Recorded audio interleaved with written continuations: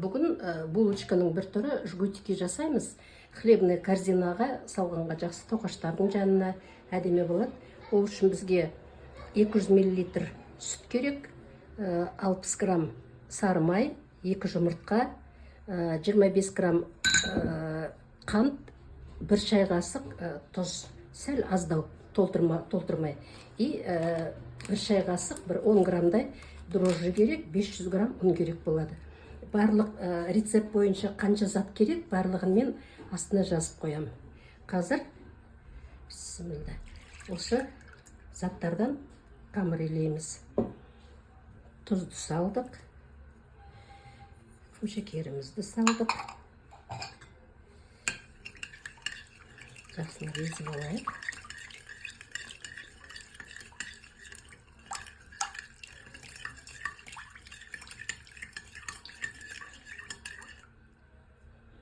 Енді жұмыртқамызды саламыз. Жұмыртқа бөлме температурасында, жұмыртқаның сыртын әрине обязательно жуып аламыз. Магазиннен әкеліп холодильникке салар кезде жуып салған дұрыс жұмыртқаны.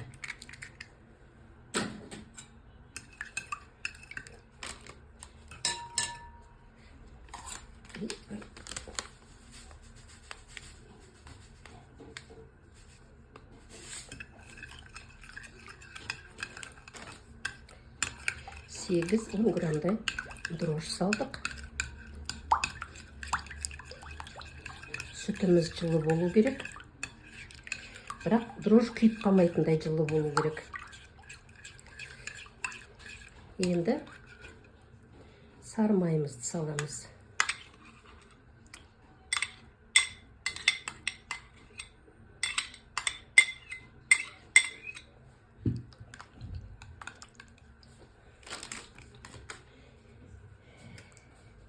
Енді ұнымызды шетінен аздап салып,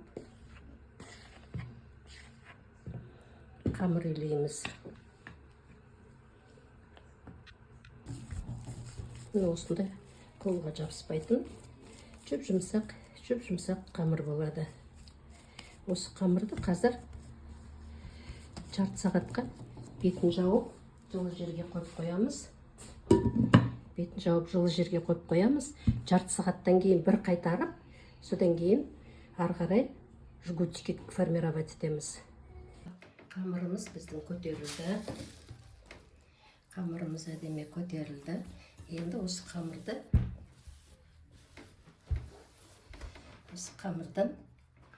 жгутики жасаймыз. 50 граммнан алып,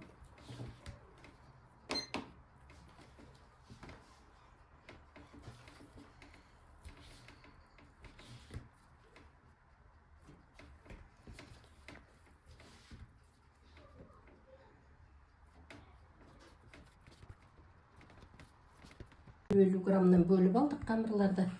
Енді осылай жгутики жасап, бәрін бірден жасауға болмайды, үзіліп кетеді. Бірден жасағанға. Осылай созып, пакеттің астына қоя береміз. Бетін жауып қоямыз. Пакеттің астына осылай қойып аламыз.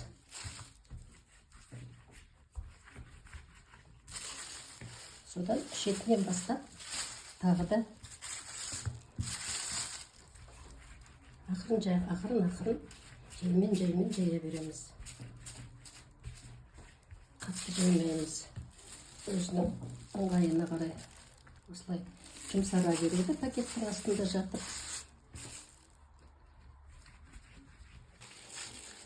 Енді осылай ақырын созылған тестаны аламыздағы ақырын осылай жайып, екі жаққа қарай ораймыз.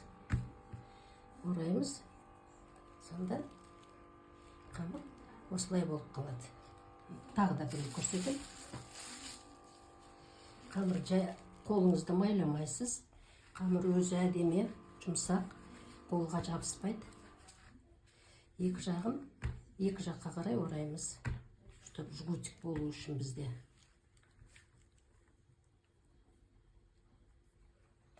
Барлығын осылай қойып шығамыз, жасап шығамыз. Міне біздің жгутиктеріміз расстойкада тұрды. Енді барлығын жұмыртқаның сарысымен майлап шығамыз. Жағып шығамыз.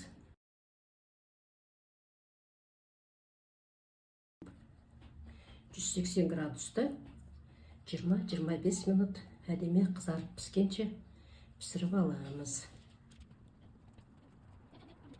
Бетіне ақ қара күнжіттен араласқан күнжіт сеуіп шығамыз.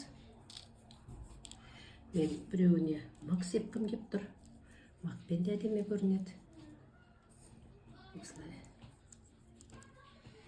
Ассортиге қойған кезде дәмі де әдемі, дастарханның да сәнін береді, әдемі көрінеді. Бауырсақтардың жанына, шелпектердің жанына, нанның жанына қойсаңыздар, өте керемет дастарханның көркі болады. Міне мынау біздің пісіп шыққан уже дайын өніміміз жгутики. Қонақ келгенде хлебный корзинаға қойсаңыздар, басқа нанның жанына дастарханның көркін ашады. Маған тіркелуді ұмытпаңыздар.